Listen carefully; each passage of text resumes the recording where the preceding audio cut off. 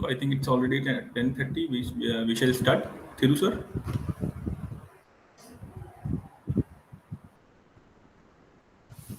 Yes, Okay, okay, okay, sure. I can start. okay, okay. Uh, so once again, a very good morning to all the participants. We have with us our first speaker of the day. So let me introduce him. Dr. A. Hemachander is currently working as an assistant professor at NIT Puducherry since August 2021. Uh, he has published 8 papers in international journals, 20 papers in international conferences, and 3 book chapters. He also has one research project titled Design and Development of High Power Density Wide Band Gap Devices Based DC-DC Converters for two-wheeler, three-wheeler EV application, funded by MIghty Government of India, is sanctioned and is in progress. He has delivered more than 15 guest lectures in various institutes. He is also acting as a reviewer in IEEE transaction on industrial electronics, IEEE transaction on power electronics, IT power electronics, IET generation, transmission and distribution, and Hindawi. He he is also a member of IEEE and an associate member of IE. His areas of interest include multiple DC, multi-port DC to DC converters and their control, fault-tolerant DC to DC converter for renewable energy systems, and battery management systems. So this was a very brief this introduction about Dr. A. Hemachandran, and I hope all the participants will enjoy this session and interact with our esteemed speaker. He has a good amount of exposure to both wide bandgap devices as well as DC to DC converters. So with this, I hand over the session to Dr. A. Hemachandran. Thank you, sir. Thank Thank you so much. you. Thank the conveners and VIT for giving me this opportunity. And thank you for your introduction, sir. So I think I'll start the session without further delay. Yeah.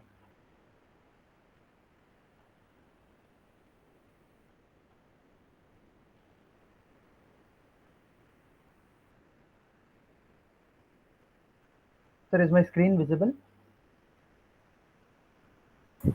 Yes, yes, Hema, it's visible. Yes. Okay, sir. Thank you. Yep. Good morning, one and all. So today the discussion will be on the wide bandgap based power electronic converters, some introduction and some challenges what regularly people face and what we are facing in our project. That is what I thought will be a good topic to present. Uh, Coming to this wide bandgap power electronics.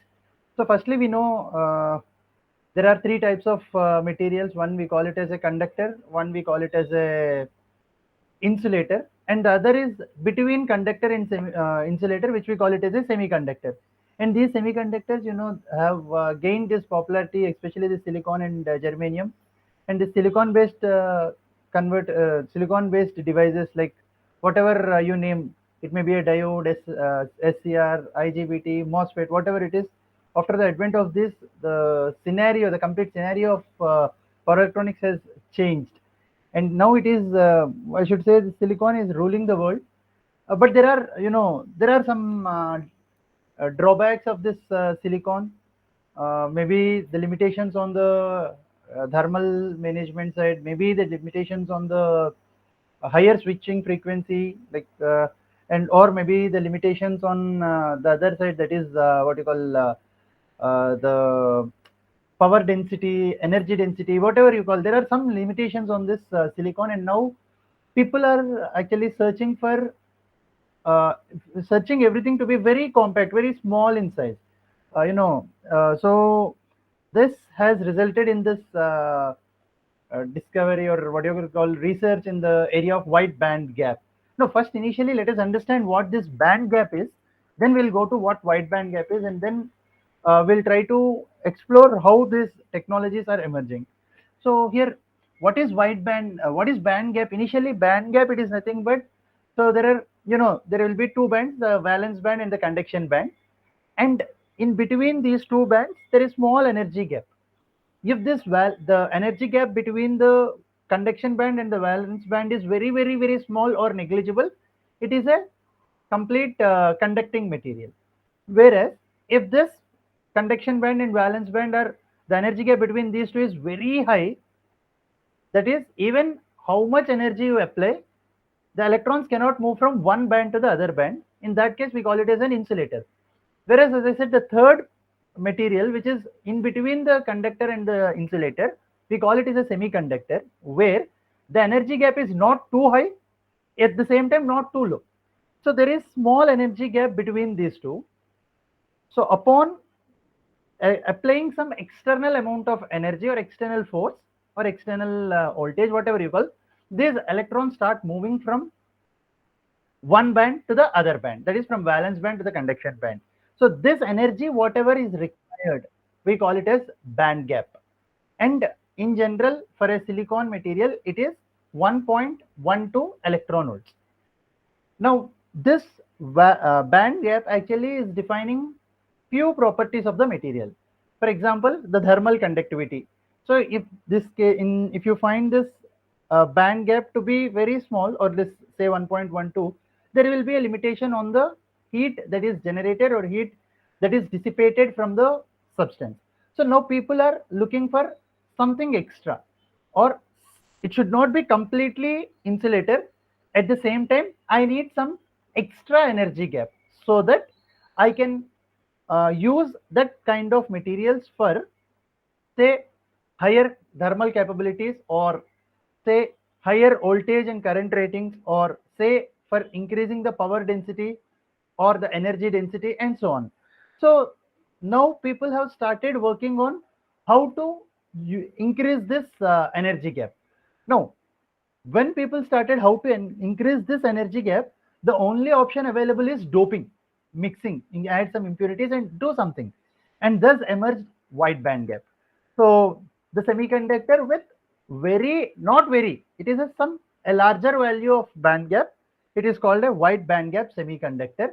And there are many wide band gap devices or materials like boron nitride, silicon dioxide,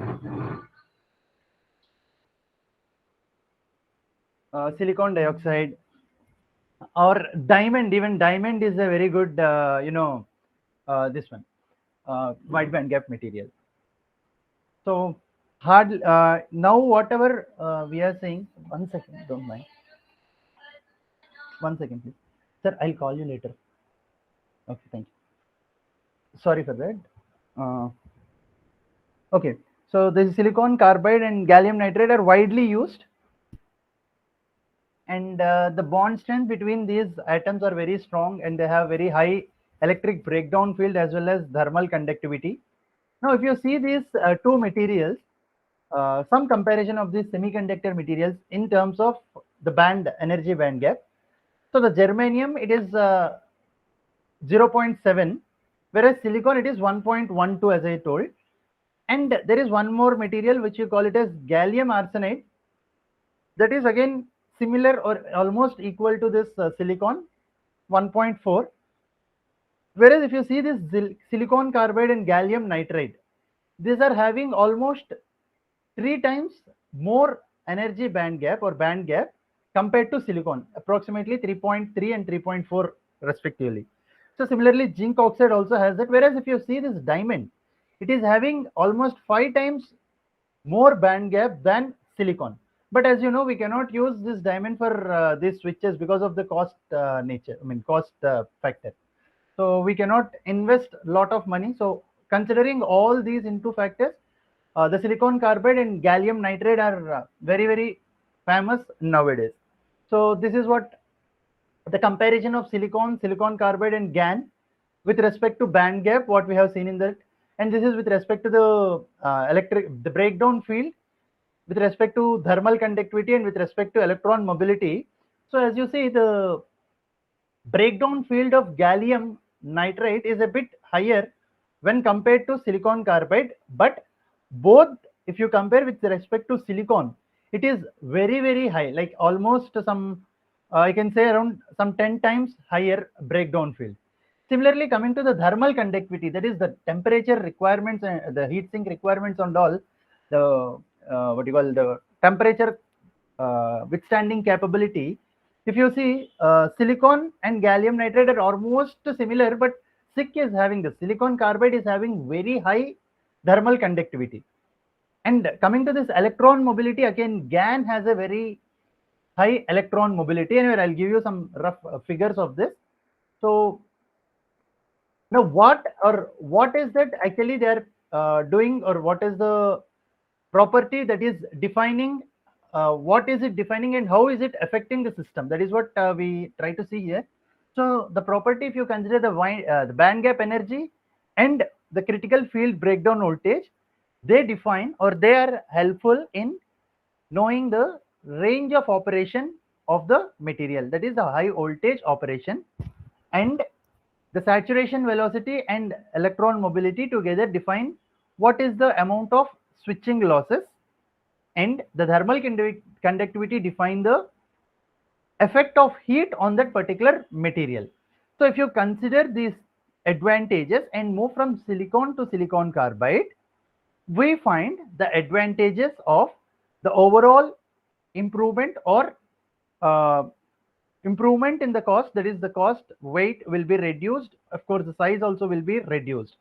So considering these few advantages, people are shifting slowly, the complete power electronic industry is shifting from silicon based material to silicon carbide based converters or material technology.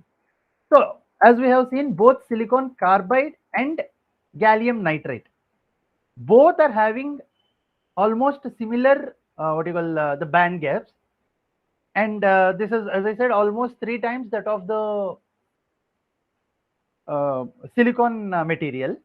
Now if you see what is the major difference between silicon carbide and gallium nitride, so if you see that, so and now both are having almost similar characteristics, and which one to choose, the main issue comes when we have only IGBT and MOSFET. Now we are very much sure which one to use when. But in this case, when the materials are new to us, we'll be in a state of confusion. Which one to use? Shall we go with silicon carbide material or gallium nitride material? Because both are having almost similar characteristics, same, almost you can see almost a similar band gap and all. So that depends highly on your voltage level, your frequency, and your power level. So one cannot say, if I say I wanted to use wideband gap device, I cannot roughly or just like that say, okay, you go with something like silicon carbide or you go with gallium nitride. First, I should understand for which purpose we are using it. Then we should understand at what frequency you are using it. And next, we need to understand what is the power level. Upon defining all these things, then we can decide whether we should go with silicon carbide or GaN. However, even before that, we'll see what are the small basic differences between the silicon carbide and gallium nitride. So the basic difference we'll talk in terms of electron mobility. So what exactly is this electron mobility? So electron mobility is the name itself tells us everything. The speed with which the electrons move. That is what we can just as a layman we can tell. Now, what is this electron mobility for GaN and what is the electron mobility for silicon carbide? So if you see, the electron mobility for GaN is almost 30 times faster than silicon, and silicon carbide also it is almost 3 times greater than the silicon carbide's electron mobility. So the GaN electron mobility is almost 2000 centimeters square per volt second, whereas that of silicon carbide is 650 centimeters square per volt second. Now this will define, like some cases we need to use GaN, and some like based on the application we need to use GaN, and based on the application we need to use SiC. So this electron mobility defines or dictates when to use what. And If you have a higher what you call electron mobility, it means you can use that for higher frequency applications.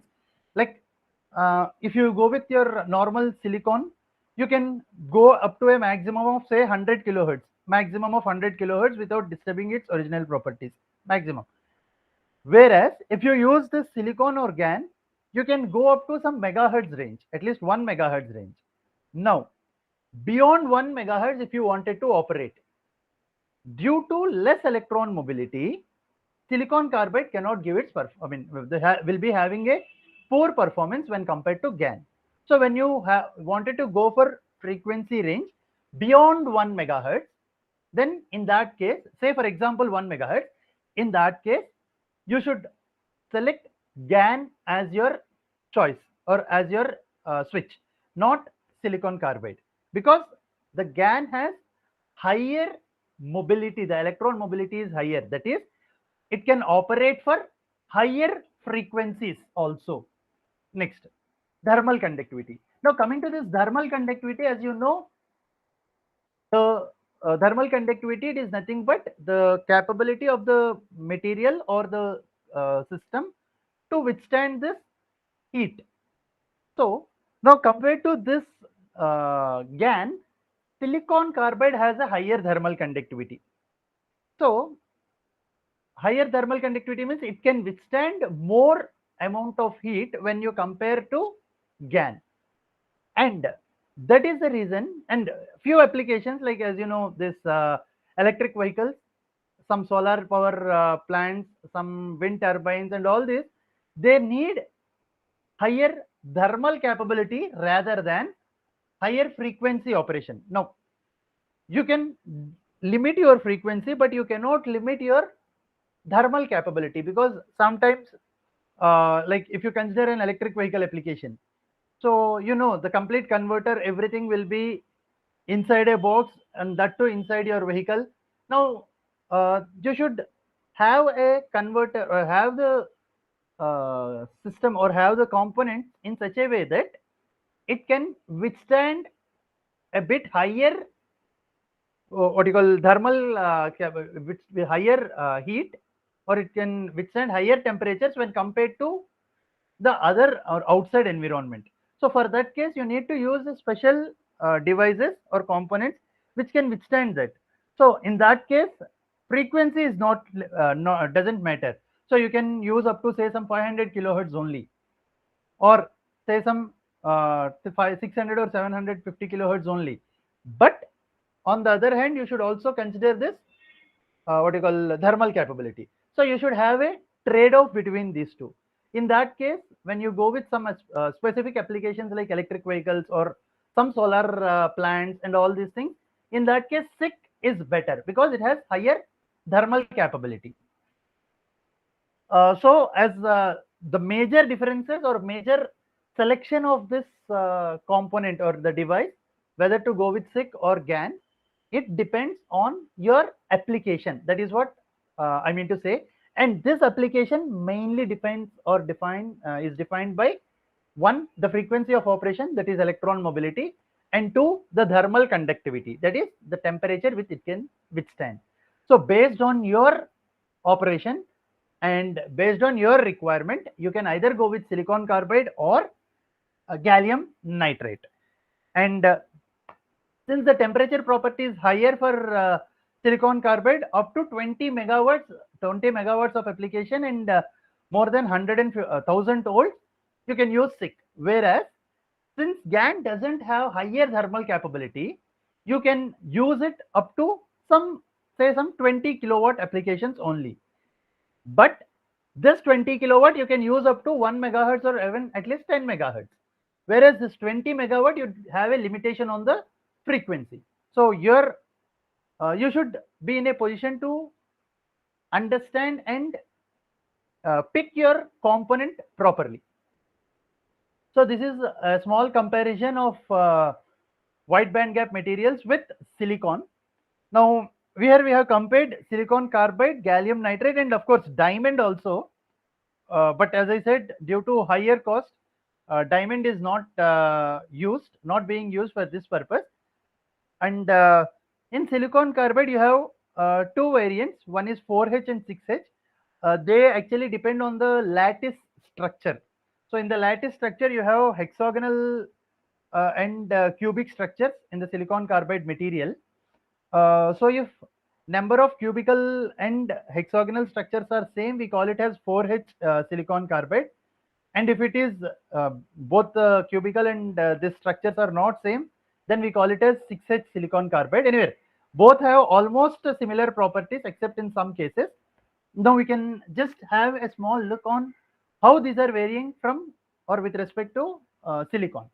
So thermal conductivity, as I said, it is very low for silicon and very high for silicon carbide, and GaN also have similar thermal characteristics of as that of silicon.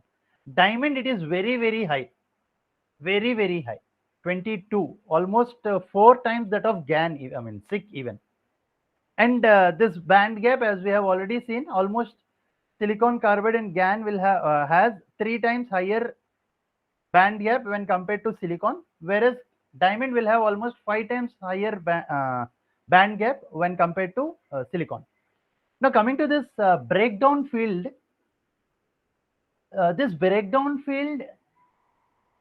it is, as you can see, it is very high for diamond. Anyway, that is not our discussion, so we'll compare this silicon carbide and GaN. So here you see this very low value of breakdown field for silicon, whereas silicon carbide has a higher breakdown field when compared to silicon, and GaN devices, the gallium nitride devices, have a very high or a significantly higher value of breakdown field compared to silicon carbide even. Next is this dielectric constant. This dielectric constant is that is nothing but the what you call the energy that can be stored by the material. So that should be as low as possible, and diamond has it anywhere. So when compared to silicon carbide and GaN, GaN has a little higher, I mean lower value when compared to silicon carbide, and electron mobility is high for GaN when compared to silicon carbide. And coming to this drift velocity, so this drift velocity, it is nothing but the velocity or the average velocity that the charged particles will have, or that the charged particles can attain when you apply some electric field to that. So that drift velocity is a bit higher, or almost 2 times higher for both SiC and GaN when compared to silicon based materials. And the intrinsic carrier concentration, that is nothing but what you call the number of electrons in a conduction band per unit volume, or you can say the number of holes in valence band per unit volume, and that should be as low as possible. And silicon carbide and GaN have it very lesser value when compared to silicon, and diamond it is almost almost zero, we can say, or almost very better, in a very far better way, or very smaller value, 10 power minus 27 when compared to the remaining counterparts. So this slide, actually I have wantedly put it to make us understand why the silicon carbide and GaN devices are nowadays becoming very predominant for power electronic applications, especially these microgrid and electric vehicle applications. So the reasons are many, out of which the properties define some. So these are some properties which define the highlights, or which highlight the importance of silicon carbide and GaN devices. So these are a few advantages of wide bandgap devices over silicon devices. The same thing. So higher breakdown, higher electric breakdown voltages, lower conduction losses, because these devices have almost low on-state resistances, and they also have higher temperature operation and thermal conductivity, and high drift velocity.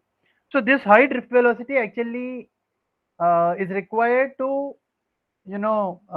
decrease the switching loss and decrease or actually have a good reverse recovery time, that is a very less reverse recovery loss. So because of these we have several advantages. Because of these properties we have the advantages like wide band gap devices can operate at a higher voltage level, very less amount of heat will be dissipated, the cooling system requirement will be very less because of their high thermal stability, and also less heat will be dissipated, and we can go up to a very high switching frequency of operation.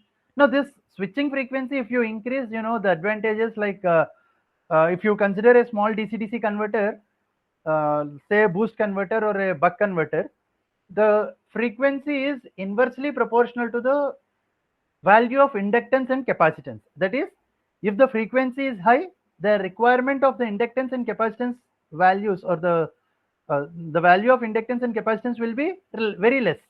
So if you increase the frequency, the value of the requirement for this inductor and capacitance value will be less, which means the size of the system will be decreased, because in a converter the size of the converter and the weight of the converter is increased just because of this inductor and capacitor, mostly because of inductor.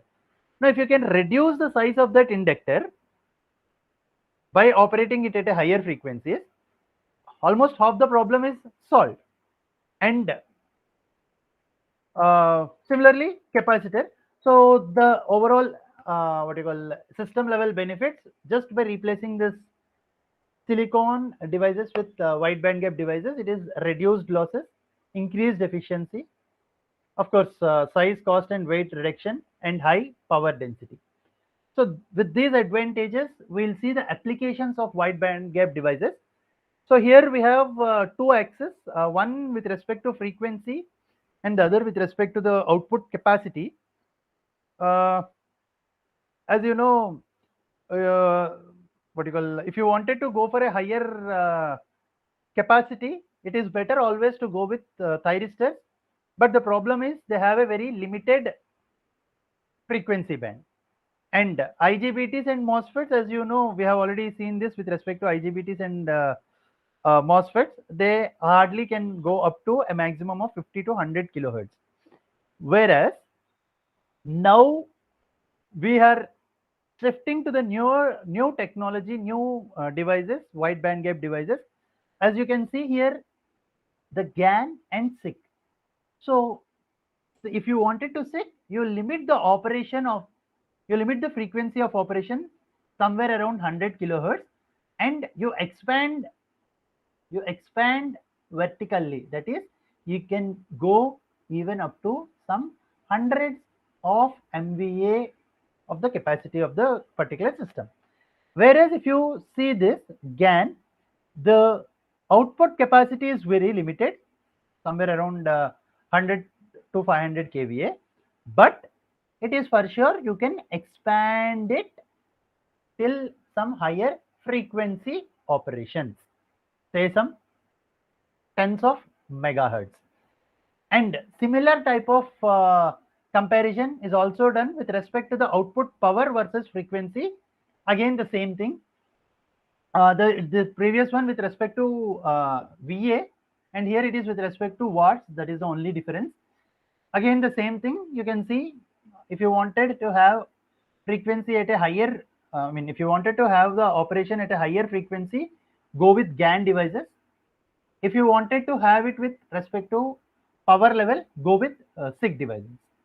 And these are the various voltage levels for all SiC, GAN and silicon based systems. So here you can see y-axis represents the power and x-axis represents the voltage. Now here if you see, almost GAN, SiC and even some silicon will operate at have this 650 volts of operation. Whereas if you wanted to increase the voltage rating, in that case you should it is obvious that when you have increased the voltage rating, the power rating also will be improved or increased by a bit. So in that case, again, SiC comes into the picture. So at higher voltage rating, you cannot or you should not use GaN devices. It is all SiC devices that are being used at higher power and higher voltage levels.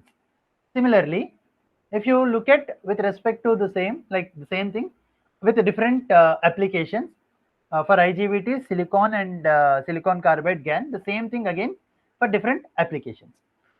Now here, when you compare like the major application or major trending technology or trending topic now is electric vehicles. Now in this electric vehicles, if you consider this what you call the power density, efficiency and switching frequency for three different operations or three different places like motor drive, converter and charger. Here, if you observe what you call the first one, the motor drive, the silicon based converters what are now being used have a power density of approximately 3.45 to 11.1, whereas the wide band gap devices, the power density will be very high when compared to your silicon counterparts, that is around 12 to 34. Whereas now when we are operating at a higher frequency, it is very obvious that we say the losses increase, so the efficiency decrease, but that statement is not true for wide band gap devices. The reason, as you can see, the efficiency of wide band gap devices is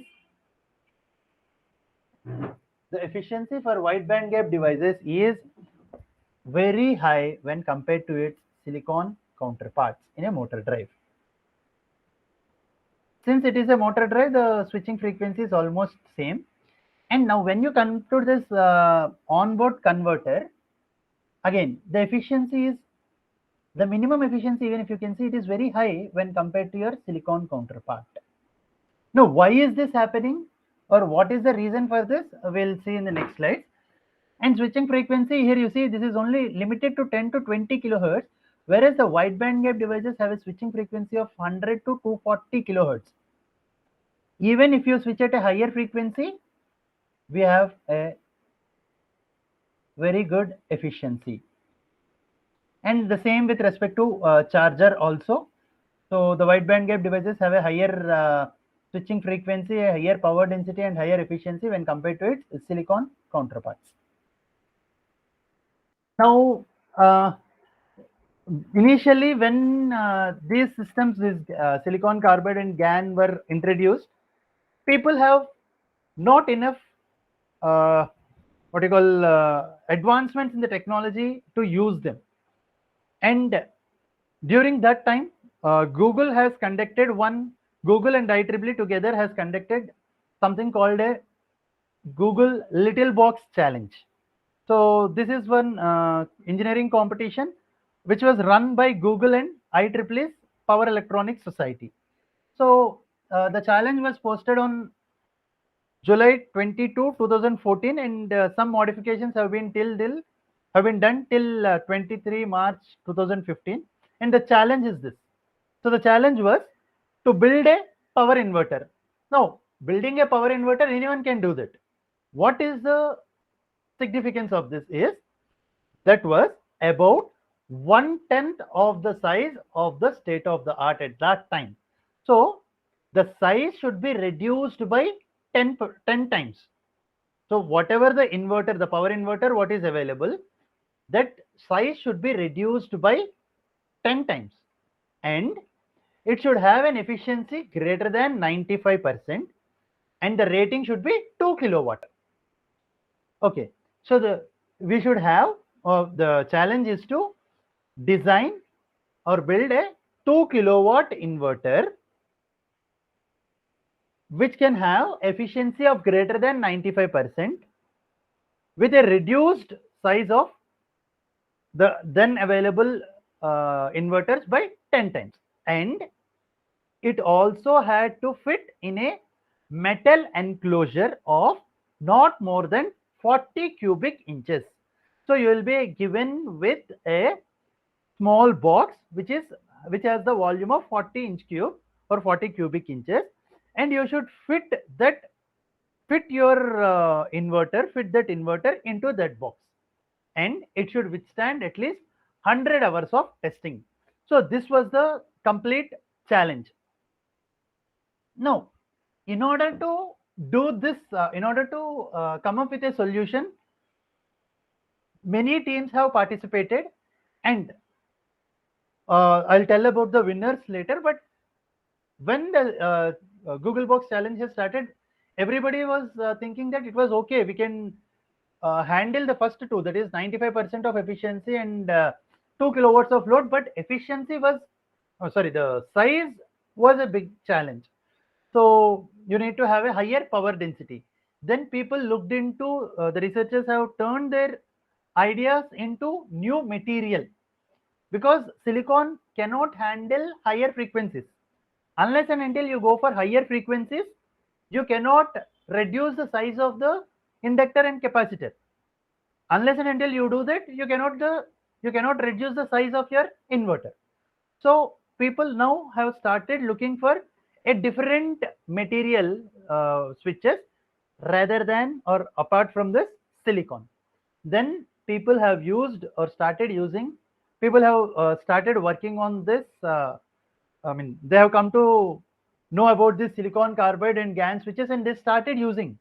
And the goals of this competition was, you should have a lower cost solar photovoltaic power, for UPS, microgrids, and use electric vehicle battery also for backup during power outage. And also Google, it has lot of data centers. So Google, what it initially thought, what we can use the same inverter for data centers also to run it more efficiently. So many teams throughout the world have participated, and totally they have done some, after scrutiny and after the performance, total 18 finalists came. And out of 18 finalists, and even ABB, Schindler, and very top companies like Crompton Greaves, every company, all the top electrical manufacturing companies have participated. And finally, CE plus T's power team, they named the team as Red Electrical Devils. They have won the uh, prize, and the prize was $1 million, and it was awarded, and it was tested in National Renewable Energy Lab in October, and this is the final product. So the Red Electric Devils team has gone with it, and they have used GaN switches at a higher switching frequency of somewhere around, I'm not very sure of the frequency, I think it is somewhere around 500 kilohertz or so. And finally they were able to fit it in that box, that 40 cube inch box, and you can see the dimensions of this inverter. So it is somewhere around some 9-inch by some 7.5-inch, which is very small. Higher power rating, it is higher power rating because it is almost capable of more than 2 kilowatts power capability.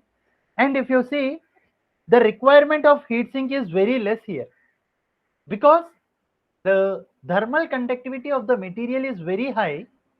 The requirement of heatsink will be very, very less, and you can see hardly they have put no heatsink on the devices. Even if they place, that is a small heatsink, not very big heatsink or big metal heatsink plate that is required.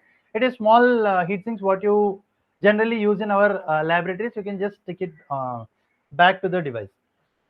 And these are the this is the team who has built that inverter, and they have been, as I said, given $1 million prize for this. And here, since 2 kilowatt, as I said, since they are operating at a very high frequency, here you see the size of the inductor is very, very, very less.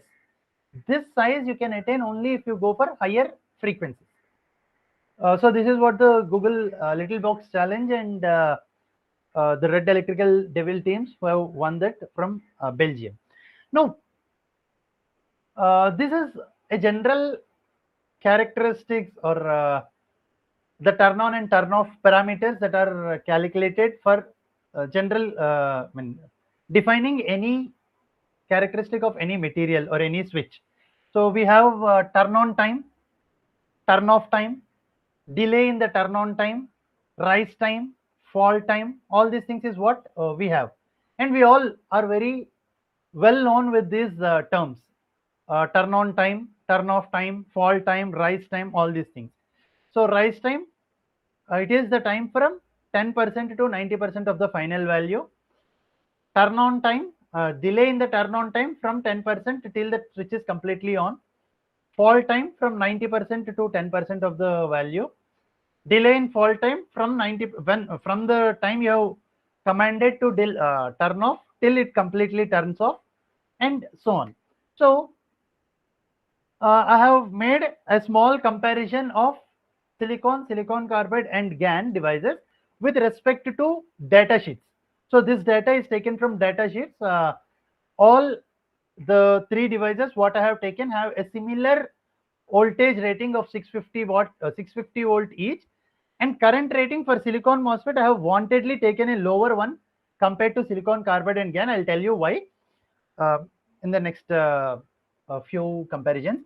So here if you see, whenever I talk about switching losses and conduction losses, it is actually the conduction loss is nothing but the loss that occurred when the switch is on, and that occurs because of the RDS, the drain to source resistance during the on time.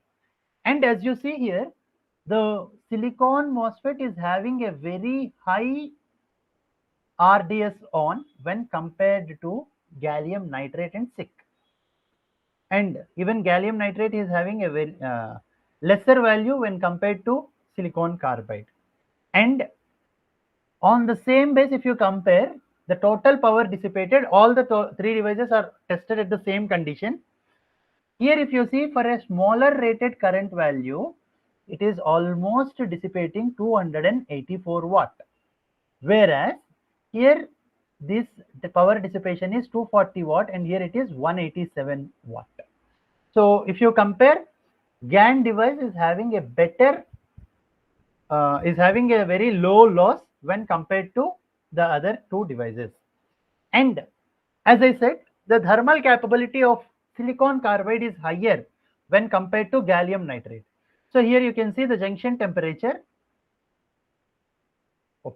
Okay, here you can see the junction temperature. It is almost 150 is the maximum, and here it is 200 is the maximum, and here it is 175 is the maximum junction temperature. Similarly, the on time, off time, all have been compared, and here the reverse recovery time, which is important for that what you call turning of the complete turn off, and the diode characteristics. If you see, it is 220 nanoseconds, whereas the remaining two are very less when compared to this. And this is the reverse recovery charge. This reverse recovery charge is also very less in silicon carbide and GaN when compared with silicon MOSFET. So these advantages of RDS on the total power dissipated, the junction temperature, the turn on time, the turn off time, the reverse recovery charge, the reverse recovery time are making this SiC and GaN very predominant nowadays in the market. And there are various products, commercial products that are available in the market also. Now, when these are very predominant, what is that still we are lagging, or what are the different challenges that are involved in wide band gap devices? So even before that, I'll tell you, like if you go with a normal silicon device, say any IGBT or MOSFET, we all know a very famous gate driver TLP 250. So you need not do anything. You can just buy the TLP 250, connect one resistor capacitor as per the given data sheet. You do that, you will get your driver circuit done. You give the driver circuit to the switch, it triggers. But that's the driver circuit design is not that simple in silicon carbide or gallium nitrate. I'll tell you why and what are the problems even before that, let us see this, and then again we'll come to that part. So as I said, they're rapidly gaining the acceptance, but there are some disadvantages, or not disadvantages actually, the challenges. One is the cost. Anyway, we'll come to that. So the first one is low technology maturity. That is, these are not highly or readily available in the market. So they are not what you call they're I should say these are less matured when compared to silicon devices, and not readily available in the market. And the cost is also high when compared to your silicon based MOSFETs or IGBTs. Hardly, if you go with a genuine product of MOSFET, silicon based MOSFET or IGBT, it costs us somewhere around some 300 to 600 range. Of course, 600 rupees based on your requirement. I mean, based on the voltage, current, etc., etc. For the same rating, if you go with silicon carbide or gallium nitride device, it costs you almost somewhere around 1500 to 2500. So this is the cost what we paid for this silicon carbide and GaN devices. And the next one is lack of accurate simulation models. This is very valid point because if you use your MATLAB, it is this, the switch what is available in the MATLAB is an ideal switch. You can use it as silicon based, you can use it as silicon carbide, you can use it as GaN. It has nothing to do with it. But when you go with higher what you call frequency operation, everything matters, and MATLAB fails in that regard.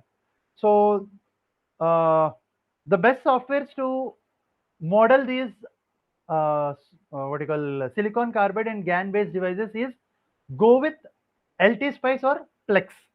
LT-Spice, it is an open source software. You can readily download it. But again, there are some problems with LT-Spice. The problem is all the silicon carbide and GaN based models are not readily available in the library. So we need to download it again from the what you call the data sheet, from the manufacturer data sheet. Again, we should go to the link, we should download, we should install. I mean, we should create a new library file and put it. Even then, some do not work. So again, what we need to do is we need to build our own model in LT-Spice using your what do you call the set of equations will be there. I mean, a set of program is available. Using that program, you should insert every data from the data sheet, and you should develop it. So that is one of the major challenge in using this wide bandgap devices. And new measurement equipment is needed, like whatever probes, whatever the DSOs, whatever the systems that are available in our laboratory as of now, they are all very comfortable with this silicon because of lower frequency operation and lower voltage operation. But if you wanted to go with higher operating voltages and frequencies, these may not support. So again, you need to have some sophisticated and advanced equipment to measure or to analyze the performance of these WBG devices. Next is higher switching frequency operation. As I said, these GaN and silicon carbide can operate at a very higher frequencies. But when you go with higher frequencies, the problem of controller comes into the picture.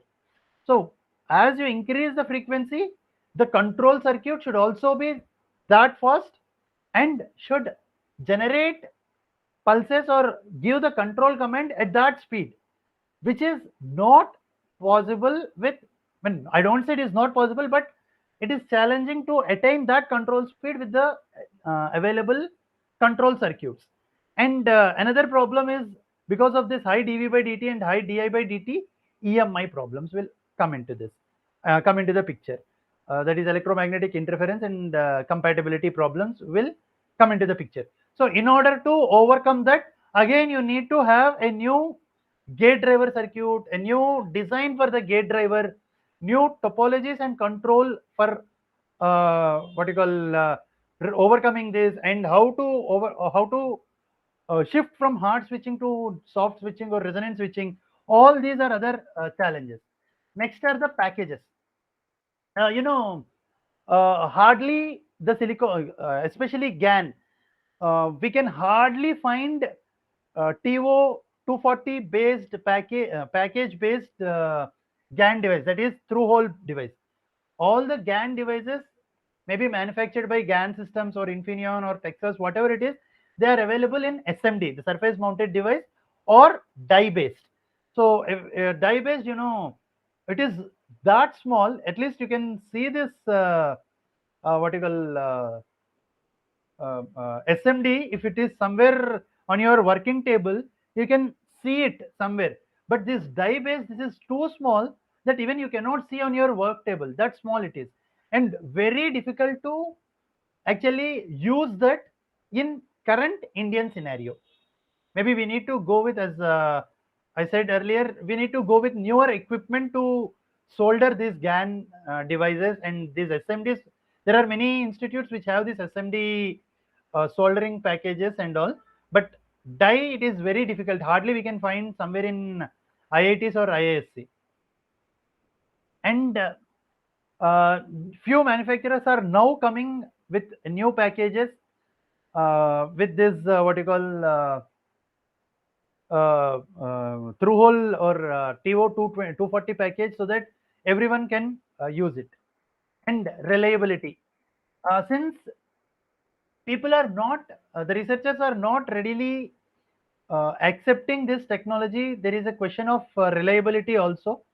So when you increase this switching frequency, is it really beneficial? Is it really reliable? Is what the questions come into the picture. And there will be, I mean, we need to come out with solutions where we can actually improve the reliability of the system using WBG devices. And there are various problems because of this fast switching, and we need to address these issues to overcome this problem of or challenge of reliability.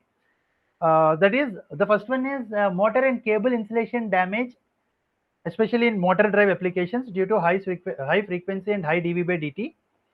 Insulation damage inside the converter, hotspots in PCBs, and more losses in the magnetic components and capacitors.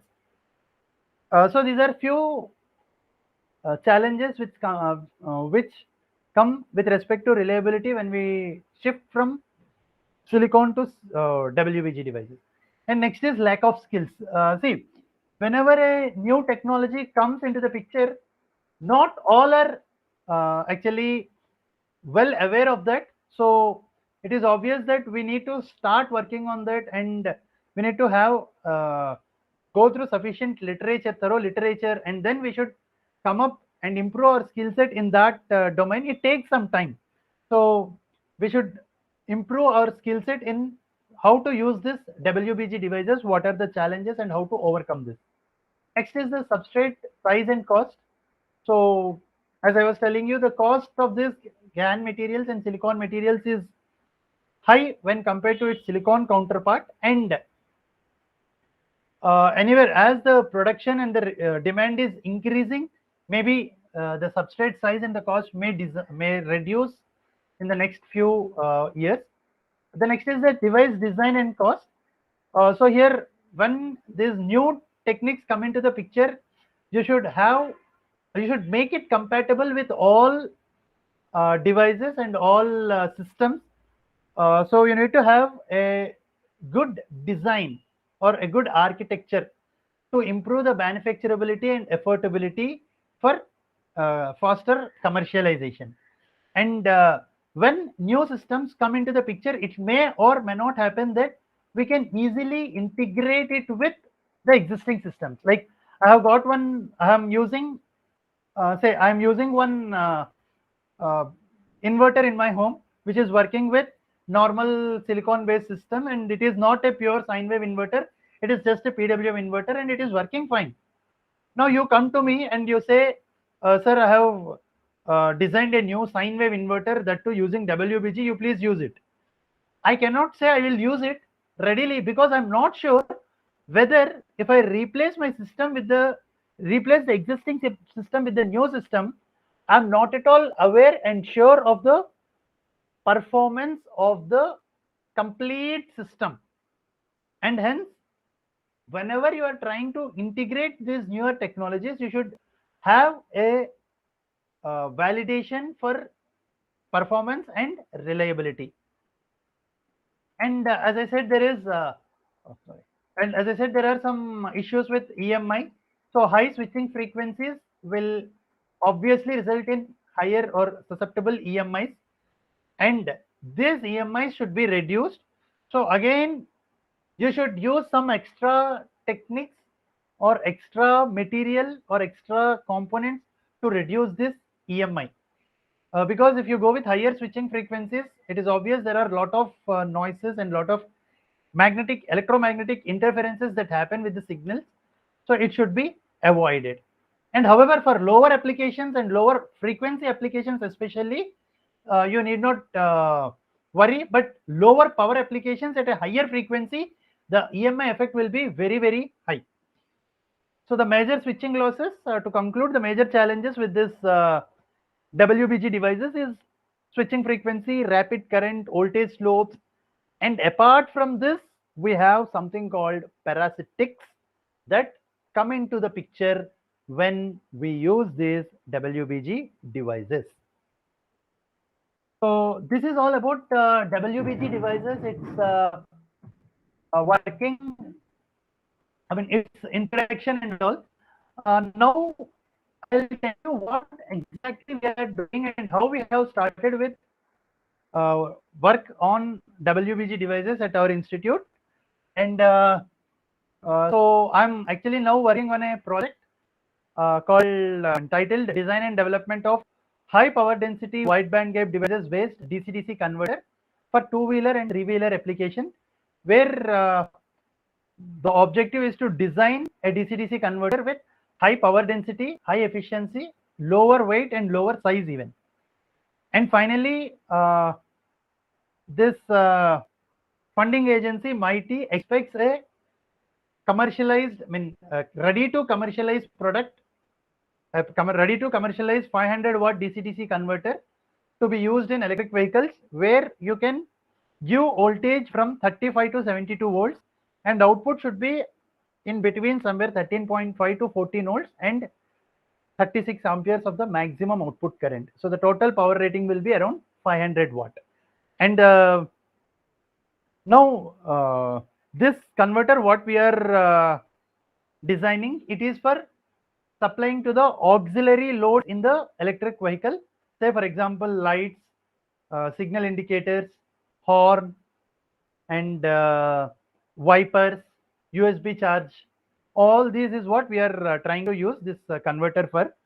And thus all other devices like horn, headlamp, signal indicators, wipers, most of them go with somewhere around 14 volts of voltage. They require somewhere around 13 to 14 voltage of volts supply for operation. So we are in that process. So as this is the first time like we are using silicon carbide and GaN when we have started our project. We have just studied about it. So first what we were supposed to do is we need to understand the switching characterization. Now, in order to understand this switching characterization, we conduct a test called double pulse test. So the double pulse test is what we have conducted for all the three devices, silicon carbide, and GaN using LT-Spice. And as I said, LT-Spice, I'll do one thing. I'll just this is the LT-Spice software. If anybody is interested, you can download it. I just put it in the share box. Chat box. I'll just share it in the chat box. So there is a link for downloading LT-Spice. You can directly download LT-Spice. All the versions are available for Windows, Mac, and all. So this is the latest version of LT-Spice. You can directly download it and use it for your work. So we have used this LT-Spice software for that.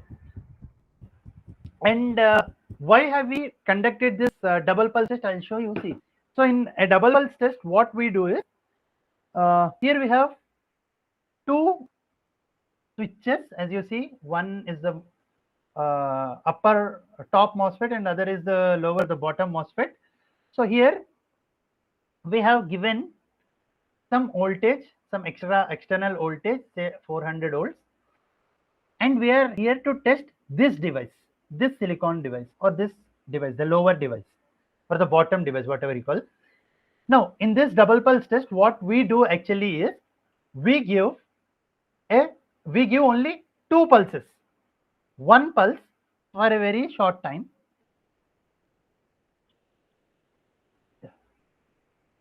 one pulse for a very short time, and we'll turn it off, and after some time again we give it for not very long time, but okay. So we don't have any proper frequency for this, just randomly. This will be somewhere around, maybe based on the frequency what you consider, it may be some 10 nanoseconds or 1 nanosecond or so on, and this will be approximately 5 to 10 times higher than this. And here we have two devices. This is called double pulse test because we are giving only two pulses for the test, and this is the we are giving the pulses. Okay, now here this is the switch under test, and here we have another switch. Here we are not actually testing the switch, we are testing its diode. So you know all these devices have one anti-parallel diode. So this will test its diode characteristics, that is the reverse recovery characteristics. And so we have designed the circuit in such a way that the output input voltage whatever we have applied is 400 volt, and the drain current of this is 10 ampere, and it is operated at 25 degrees centigrade. And the gate pulse what we have given, it is having it is in the range of minus 5 to plus 15 volts. So the magnitude of this is from minus 5 to plus 15 volts. Now, and we have added one gate resistance, the external gate resistance of 1 kilo ohm. Now when we give pulse for this, during this time the switch will be on, and during this time the switch will be off, and during this time, the second interval, the diode will be acting here, and we understand the characteristics of the diode also. So that is where why we generally go with this double pulse test to analyze the on losses, off losses, turn on time, turn off time, delay time, turn on delay time, turn off delay time, rise time, fall time. Everything can be easily analyzed by this LT spice, I mean by this double pulse test, and we cannot do it in MATLAB, to be more clear. So this is what we have observed in a silicon MOSFET. So here if you see, so this is the voltage across the switch, what we have applied across the gate and source terminals, what we have applied. Here this is what we have externally applied, the red one, and here this is one what is exactly appearing there, that is the gate to source voltage, how it is appearing across the switch once the switch is turned on, is somewhere in this of this kind. So here ideal case is that as soon as we give this pulse, the switch will be on, and as soon as we take the pulse, the switch will be off. No, it is not true. It takes some time here. You observe this. It is taking some time here to turn off, to completely turn off. Similarly, it is taking some time here to completely turn on.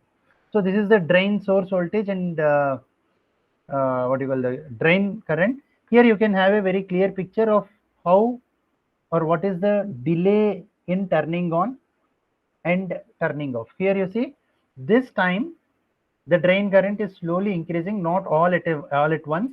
And once you remove the pulse, it is not that it is removed all at once.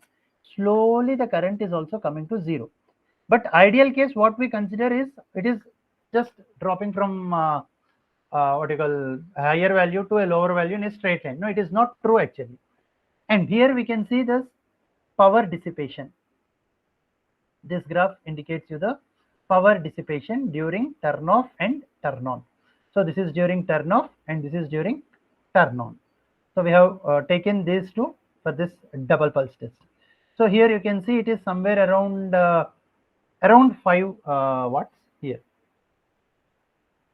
And next, so this is for silicon MOSFET. And now coming to the silicon IGBT. Now this silicon IGBT, it has some the behavior of this silicon IGBT. You can see here MOSFET, even though the pulse is removed and it is still going to 0, the VGS has not come down completely to 0. Whereas silicon IGBT, not at the very next instant, but yes, it has come down to 0. So IGBTs, as you know, they can operate at a bit higher frequency because of this characteristics. And of course, there is one limitation, that is your power dissipation. The power dissipation of silicon IGBT is a bit high when compared to silicon MOSFET. And if you see the collector to emitter voltage and collector to emitter current, again, as I said, this turn off time, turn on time, and all are a bit less in IGBT when you compare with MOSFET. Now, if you compare the same characteristics with respect to SiC MOSFET, you can observe that the first thing what you can see is the power dissipation is less when compared to the previous two.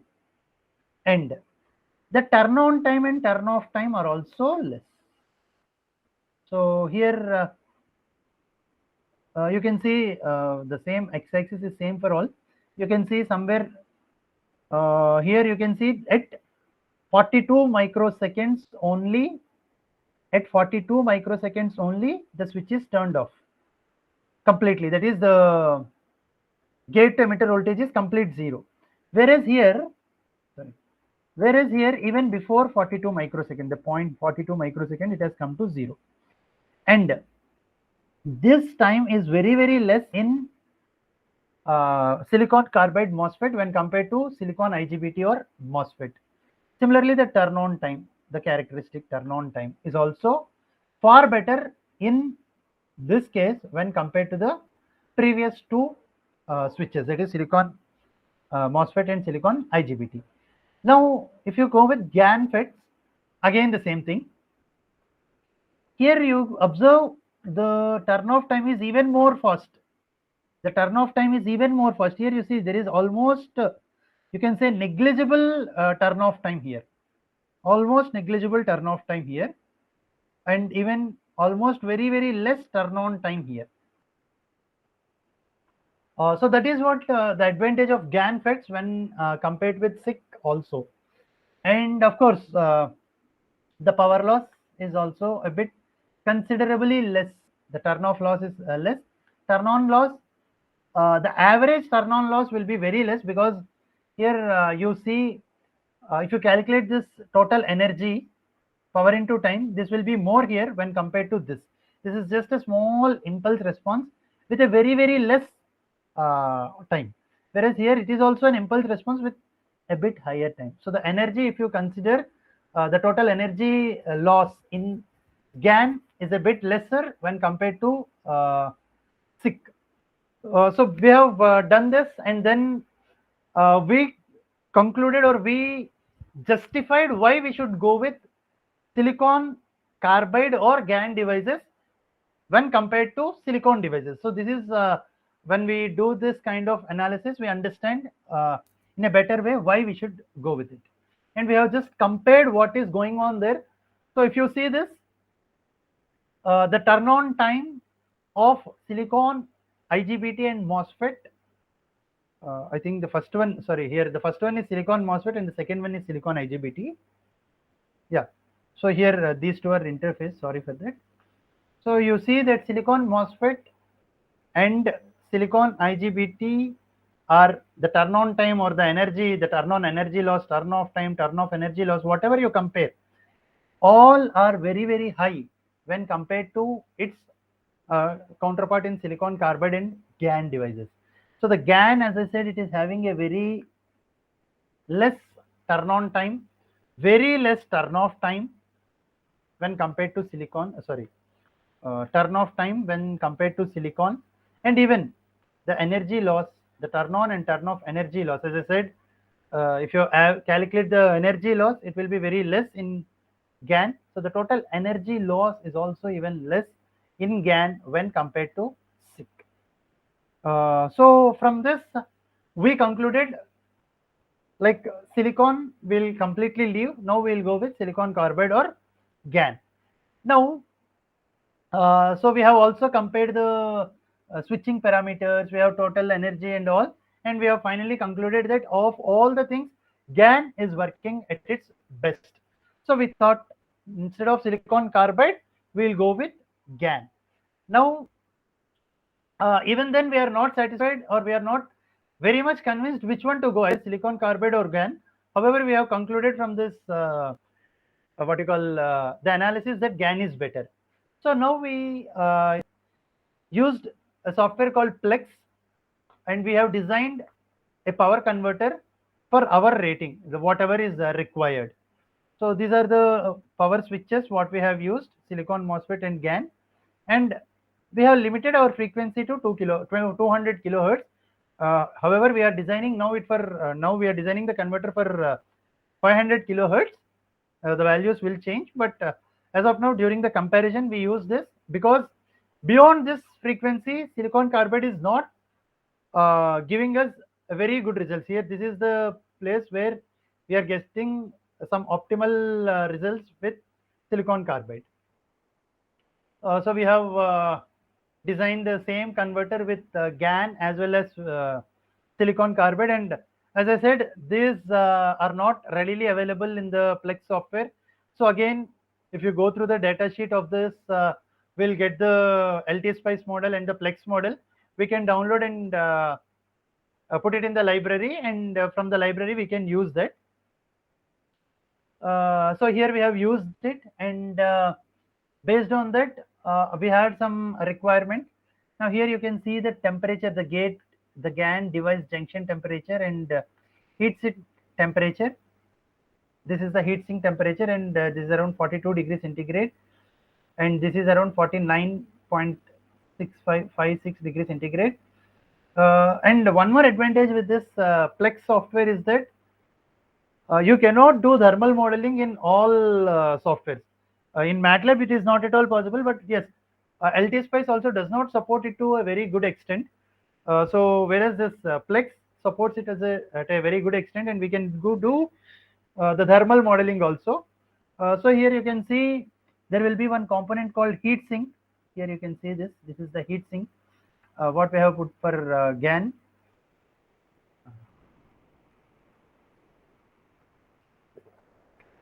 Yeah. So what we have placed for GaN here, and so we have ensured the ripple current is less than 5% and ripple voltage is less than 1%, and we have designed it in open loop, and it was working fine. The same we have done for silicon carbide also, but under the same conditions. But here we observed some increase in the junction temperature, increase in the heatsink temperature. It was 49 somewhere, whereas it is 97 here, and 42 somewhere, and 62 somewhere here. So we have compared these two now. Now we are now why we are going with GaN or why we are going with SiC. We had a theoretical proof, but we don't have a practical or at least study proof. So we have performed this analysis, and finally for the same voltage and same current, for the same load, for the same load, we have calculated for different voltages and different currents, and finally we observed that silicon and GaN are having same efficiency for lower power, but as the power rating is increased, as the current value is increasing, GaN is having a better performance when compared to your silicon carbide.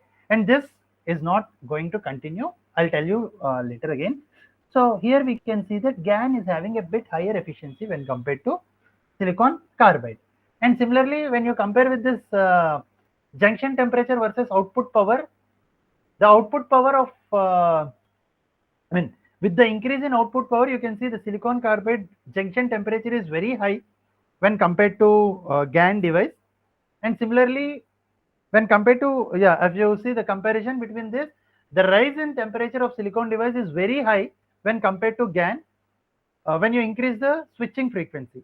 So here, when you increase the output power, you observe this, and when you increase the switching frequency, also you observe this. So when you design a heatsink for such kind of things, the requirement of heatsink is more in silicon carbide than GaN device up to this 500 kilohertz frequency, 500 watt system.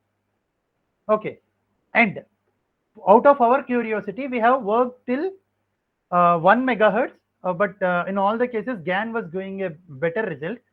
Then I did not show the results, but yes, after that, what we have done is we wanted to see how the performance of SiC will be when you increase the load power. So we stopped at 500 watt, and since our requirement is for 500 watt, we have worked on it, and from this analysis we concluded GaN is the best suitable, and you can go with any frequency for GaN. And we wanted to test for higher power levels, so we have designed our system for 1 kilowatt. Till 1 kilowatt GaN was doing good, 2 kilowatt GaN was good. From 5 kilowatt we observed somewhere around 3.5 4 kilowatt, we observed that both GaN and SiC are having almost everything is almost same, but after 5 kilowatt SiC was doing good. Not even 20 kilowatt, after 5 kilowatt for this small system, say input voltage is like, we did not change input output parameters. The input and output parameters are same. Input is 72 and output is 14 volts. We just changed the load.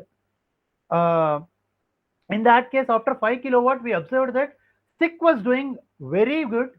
The performance of SiC was very good when compared to GaN. Slowly the GaN, frequency wise GaN is good, but power wise SiC was good. Since our requirement is 500 watt, we are working only on GaN. So we shifted our work only to GaN. Now we have developed a small laboratory prototype in our lab. So this is a small laboratory prototype, and finally somehow God's grace, we got this GaN SMD device. Since we can work on that, but initially to evaluate the performance, the same PCB and gate driver we also have for SiC, but we just wanted to make our things simple, so we were searching for this GaN device. So finally we got it, and of course, sort of after a lot of struggle, we got it shipped to India. So that is again a big story. So yeah, after this, with a small design, we were trying to analyze the circuit, I mean our system. So this is how the gate to source voltage was. This is the pulse what we have given for the gate to source voltage. However, after turning on the switch, after turning on the power supply, the gate to source voltage has taken this form. You can see this is almost quite smooth here, whereas it is not that smooth. It has some oscillations in it. Of course, the magnitude did not change. The magnitude was same, but the smoothness in the waveform is lost. Because of this, what happened? Now, we started working on that, and we observed that the output voltage was excellent. It was coming very good. However, we need to analyze the circuit in all parts. So we started our analysis on drain to source voltage. Now, if you see this drain to source voltage, it is not very good. Like, there are some oscillations. Apart from oscillations, for an input voltage of 20 volt, we observed that this is going somewhere around 60 volt. The peak voltage of the first oscillation is going somewhere around 60 volt. And this kind of oscillation should be avoided, because this hardly affects the switching frequency, device, as well as the complete system parameters. So this kind should be avoided. And we now again dig back into the literature, and we found that the problem for this is parasitics. The parasitic inductance, the parasitic loops, the parasitic capacitances, what are formed because of these inductance capacitances, they are the loop inductance. These are what creating this problem, and this problem we call it as ringing. So this ringing should be mitigated. So now we tried in different ways, and finally we come up with a conclusion for snubber circuit. So we have used a snubber circuit, not a normal normal C or RC snubber. It is RCD snubber.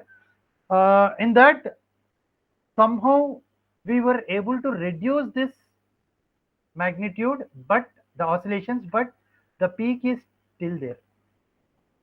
Output voltage, as said, for whatever variations you do, it is good. Now we increase the frequency. So this is for some 100 kilohertz, I suppose. Now we increase the frequency. We kept on increasing the frequency. This is for 100 kilohertz. Now you see the oscillation. The oscillation is too high, and we have used snubber. Oscillation is reduced. So as of now, the solution is snubber. But for higher frequencies, even the snubber, the number of oscillations are reduced, but it has not come to steady state value. So this is one of the major issues, and then we start digging the literature, what exactly is the problem and how to reduce this ringing effect. Now when coming to this ringing effect, the literature clearly mentioned that we have done some mistakes. So what are the mistakes? The first mistake is when you are going with silicon devices, whatever you do, however you do, sorry, whatever you do, however you do, you will get the result without any problem. It is a simple thing. But in GAN or SIG, it is not the case. So the first mistake what we have done is we have designed two different circuits, one for the power circuit and one for the control or the driver circuit. And we were using this what you call this single strand cables, that male female cables to connect the driver circuit to this. That is causing one loop inductance, and because of which we are not able to actually get this oscillations reduced, the ringing effect reduced. So that is what is causing ringing. First reason. Second reason is when we are using this WBG devices, we should be very particular in giving the paths. See, all of us learn from our mistakes, and all of us learn from our experience. So what experience we have got is whatever we have designed, the first thing is the driver circuit is this is not correct in case of a GAN device or a SIG device. Second is you should have your all the components, everything should be, even in the PCB, it should be as close as possible. You should not give a chance for loop inductance. Even if you give a chance for loop inductance, the loop inductance should be as less as possible. Because of this loop inductance,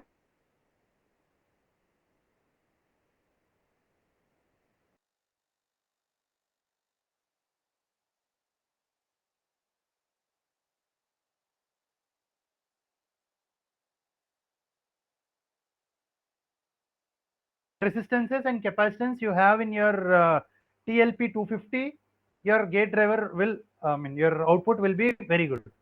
But here in this case, it is not true, because so this is the gate driver IC what we have, and here if you see, this is one gate resistance, the external gate resistance. Even the external gate resistance should be properly designed, and the external gate resistances during turn on and during turn off may be same, may be different. You can use a single value, or you need to go with the two resistance. The reason is again to reduce this loop inductance, to enable fast switching of the device, and to we also should use a small diode in series with this gate resistance to avoid flow of current during the reverse recovery time. And these are the things what we have learned from that. And most important thing is we need to use something called a ferrite core or ferrite bed, what we call it as a ferrite bed in these SIC and GAN devices, which reduces this what you call the value, the ringing effect. So these all together have helped us to solve this problem even now, and even uh, discussions with some other professors and attending these workshops. What we also learned is we have something called a box capacitor.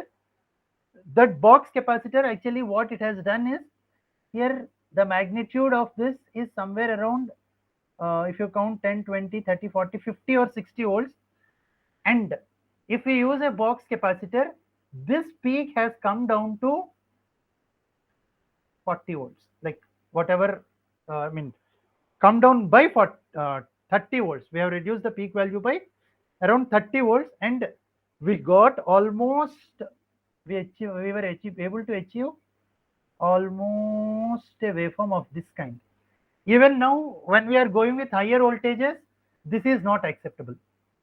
So now we are working on how to reduce this peak value further and give almost what you call an critically damped system response at this point, like to the drain to source voltage. So this is what the problems we have, and this is how we'll solve them through extensive literature survey. And another issue with this second GAN here in India, when we were working, we observed is these SIG devices and GAN devices are not readily available in India. Hardly one or two models are available, and those one or two models that are available are also not through hole. They are again SMD or die type, and we are like, we don't have uh, that infrastructure to actually work on die type materials. So again, we should go with this through hole material. We should get it imported from US. You need to pay the customs, and this is what a big headache for GAN and SIG systems as of now. So this is what I was mentioning in the first challenge, that is lack of maturity in getting these devices, lack of reliability in using these devices, lack of expertise in using these devices. And just for your information, you know, I think most of you have heard about CDEC. CDEC, it is having, I mean, developing all indigenous controllers, indigenous devices, and everything. Even they have developed their own GAN device. CDEC and IIC Bangalore together have developed a GAN device, and again that is again a die based GAN device, I suppose. So that is again not commercially available as of now, but yes, they have designed, and they have also designed a controller by like FPGA or FPGA DSP controller also they have designed. And now these when I talked to these guys in CDAC, they said still the trial runs are going on, but once that GAN device comes into the market with at least SMD and through hole, if not through hole, at least SMD, that will be helpful for us to work more on uh, this converter based, I mean WBG based converters. So that is from my side. I think I have still some 15-20 minutes left. Yeah. So that is from my side. Sir, if it is okay, I'll stop here. So thank you for your patience listening. Yes, yes, yes. Yes. So I now open the session for the participants to ask their queries to the speaker. Any participants have any doubts, they can ask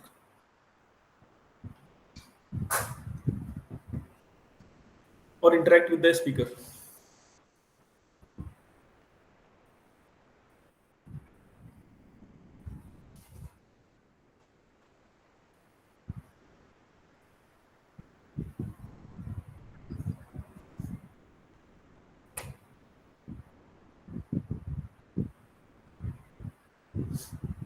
Am I audible?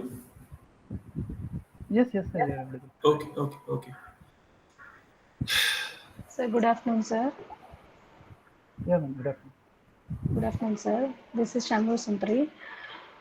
So the night's presentation, and we grasp wide knowledge about that SIC and GAN regarding application oriented. So this may be a very generic question, sir. What's Yes. the role of these SIC and GAN devices in a high voltage pulse generators for the different applications? High The question voltage. may be very generic. High voltage pulse generators Okay. for different applications. Uh, High voltage pulse generators, right? Yes, sir. Yes, sir. So, what is the width of that pulse? How Sir, long that you want question the may be pulse? very generic, sir. And I'm on the literature survey portion only. Okay. So I'm analyzing all those things, and it's having a wide range of different applications. And I'm narrowing down towards water treatment. So I can't give a specific pulse width, but Okay. generally I'm asking you, what's the significant role of these SIC and GAN devices over these high voltage pulse generators? Ma'am, actually, when you talk about high voltage devices, and what is the present, like as per your literature survey, what is the present device that are being used, devices? Actually, SA elements have been used. Currently, it has been in the progress. So one of the review paper I was observed, Okay. and it has been stated that for we are going for the super frequencies, we will be going for SAC and GAN Yes. devices. Maybe if you are going with a very high frequency, say beyond 50 kilohertz or 100 kilohertz, then you can obviously use this silicon carbide or GAN devices. And as you uh, said, it is a high pulse generator. I understand uh, high voltage, maybe somewhere around more than 1000 volts is what I suppose. yes, So sir, absolutely. yeah, so Uh, when it is obviously when it is more than high 1000 volts, you should go with SIC, and you should limit your frequency to somewhere around 100 to 500 kilohertz. okay, sir. Thank you, sir. Thank you.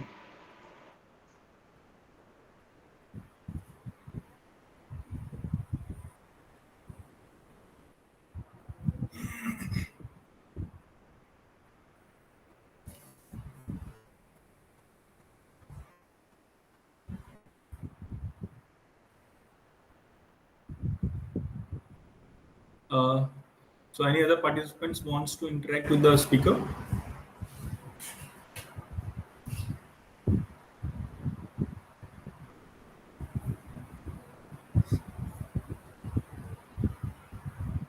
Okay, okay. I have some couple of questions for the Yes. discussion. So if you see the today's market scenario, what is the uh, maximum voltage rating of the silicon carbide or gallium nitride? Because silicon carbide will have the higher maximum rating voltage capability, blocking capability. So what is that Yes. maximum voltage blocking capability, and what will be its switching frequency? As of now, it is 1200 volts, sir. And Okay. the maximum switching frequency of this silicon carbide, they are limiting to around 200 kilohertz, 150 to 200 kilohertz. Okay, Because if okay, you increase the switching frequency, the whatever you call this losses and all are being more, and the turn off time, as you see the as I have shown you the comparison of these devices, the turn off time is a bit higher for silicon carbide when compared to this silicon GAN devices. So due to this reason, they are limiting the frequency somewhere around 200 kilohertz. okay, okay.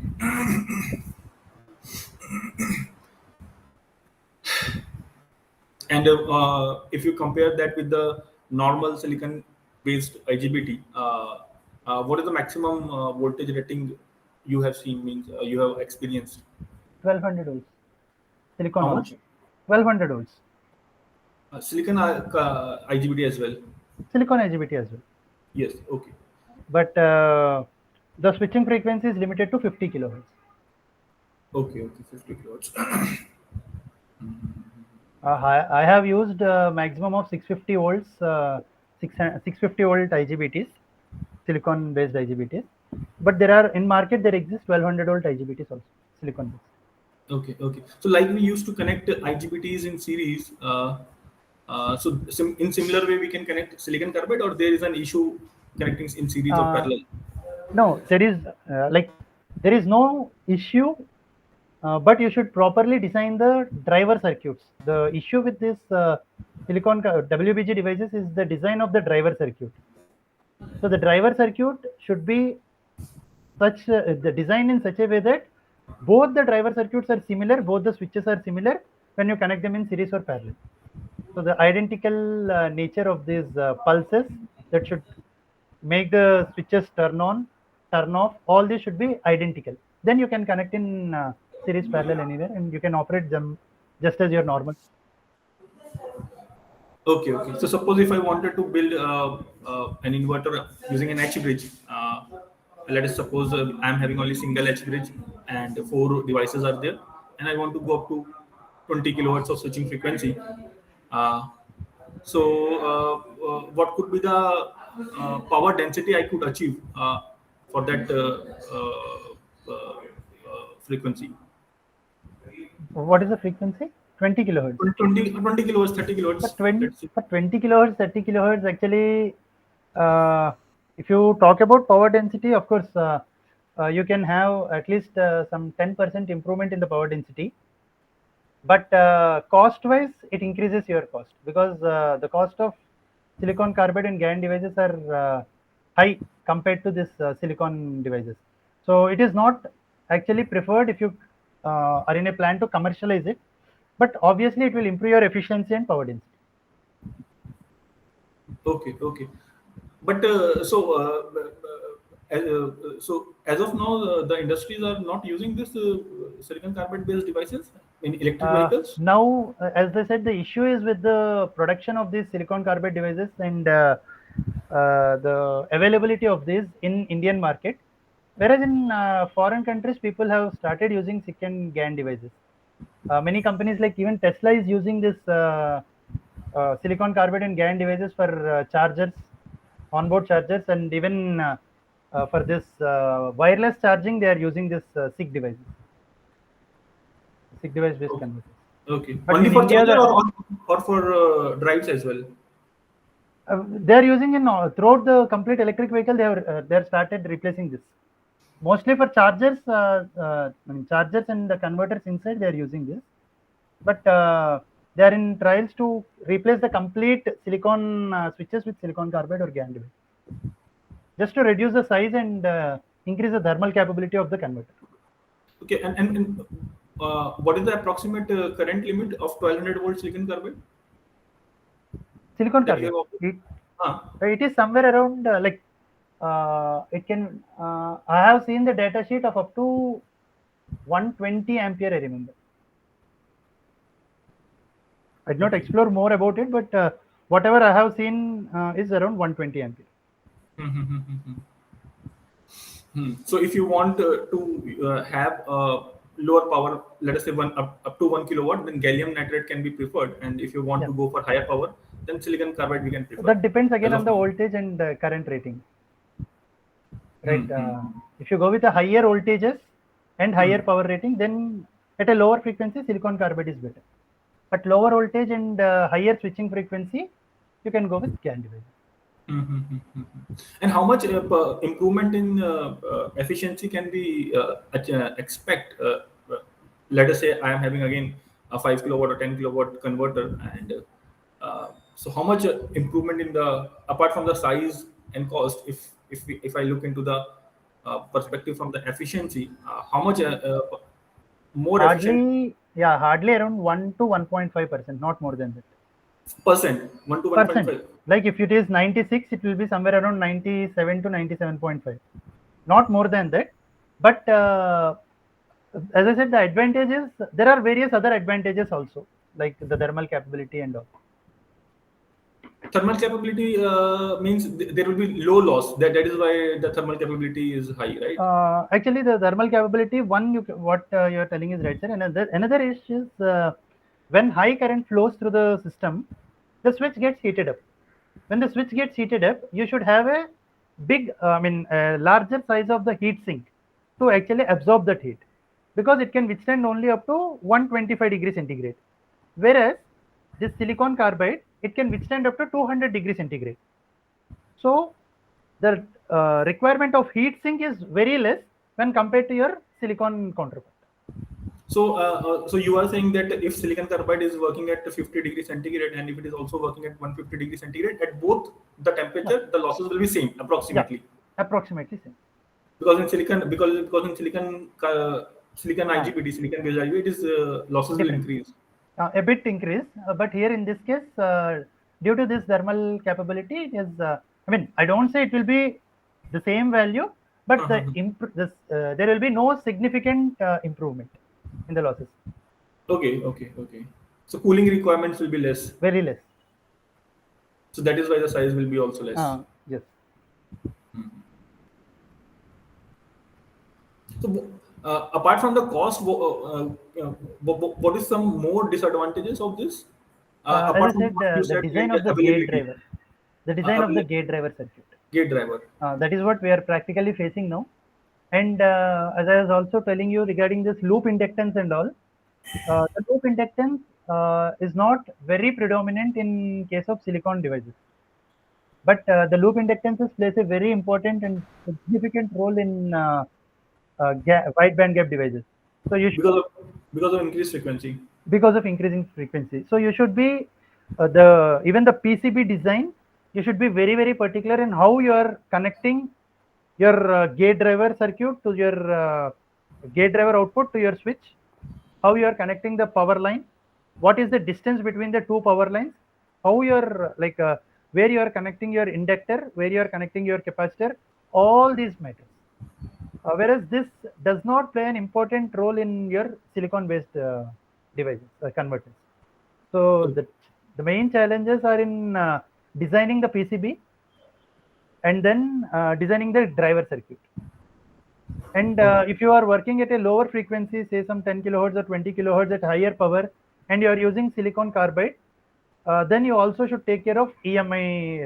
You should have a separate filters for EMI. Whereas this again is not very predominant in your silicon devices. I don't say there is no EMI, but the requirement of EMI filters when you go with higher power and lower frequency in silicon carbide is more when compared to this. What could be the reason for that? Actually, the major reason is its the magnetic components, whatever been used at that frequency, they will have a separate ringing frequency. So this ringing frequency will get interfered with the external environmental frequency, which creates this problem. So the ringing frequency, if you can lower it, that will be a better option. Or else you need to have a separate filter for EMI reduction. Okay, so the cost of EMI filter will also increase then. Increase. Okay.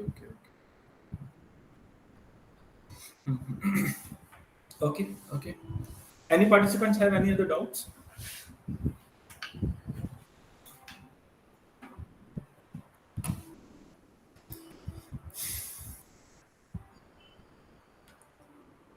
Okay, I think no participants are not having any doubt. So please, Dr. Hemachander, please accept this small token of appreciation through virtual, as we are doing in virtual mode. So please accept our token of appreciation. Thank you, sir. Okay. Thank you for giving me this opportunity. It was really nice session and a very technical session. So I hope the participants, those who are planning to, because clearly this is the future in power electronics, that is wide band gap devices. Yes. And it is also a very hot topic of research. Means if you do some research, it's a definite that you will get some publications, good publications as well. Right. Yes. So I hope participants have learned a lot. And I request you to please share your email so that if participants have any doubts, they can. Yeah. Yes. I just put it in the chat box. Sure. They can have they can contact you later on. Sure.